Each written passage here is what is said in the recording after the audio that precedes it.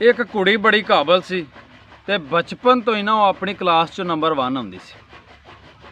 उन्हें बड़ा पढ़ना शौक दे नाल जदों पिंड दा प्राइमरी स्कूल उन्हें पास किया ना ते वो पढ़न वास्ते उहदा प्यो शहर च उन्हें छड्डण जाण लग पिया। कोई लागे कोई 2-3 किलोमीटर ते सी।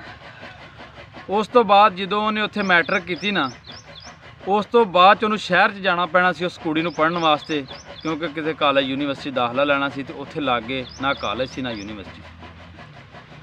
जदों उस किसान ने ना सोचा भी मैं अपनी बच्ची का शहर च दाखला करवा दियाँ ते ओहदे आंढी गवांढी ओहदे रिश्तेदार सारिਆਂ ਨੂੰ यही आख्या भी कुड़ियां नूं ज़्यादा पढ़ाई का नहीं हुंदा, ये जिहड़े पढ़ाउण दे पैसे लाने ने तू इहदा विआह कर दे, क्योंकि शहर च जाए दी ये खराब हो जाएगी, ये कली रेह दी, ये साडी इज्जत रोल दी।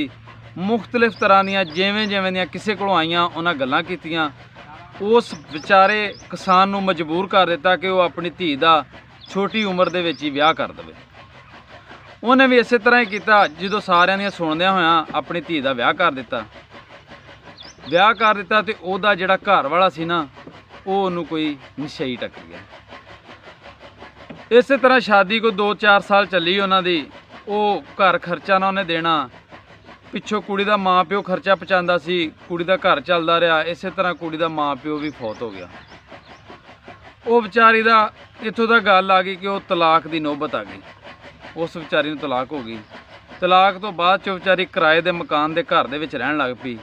2 बच्चे सन, किसी के घर दे विच झाड़ू पोचा करना, उन्होंने बर्तन धोने, लियाण के ते अपने बच्चों को खवाना। इस तरह वो कुड़ी जिंदगी गुजारती रही। ये गल ये भी सानू खुद सोचना चाहिए। साडे बच्चे ने, साडे बच्चों का मुस्तकबिल है। किसी दियां सुनियां सुनाइयां गल्लां ते ना अपनियां धीआं दी जिंदगी दियां ख्वाहिशां ना नप दिया करो। इन्हां नूं जरूर पढ़ाया करो। अगर वेख्या करो कि साडा बच्चा काबिल है, पढ़ सकता है, उसकी अच्छी तरबियत करो। दिहाड़ी वो इज्जत का वारस है वो बच्चा। लेकिन ये भी लोगों दी सुनिया सुनाइयां ते ना अपने बच्चों का ज्यादती ना करया करो। ये लोग जिहड़े ने लोग तो उन्होंने भी माड़ा कह देंदे ने जिन्हां दी खातर दुनिया बनाई गई सी।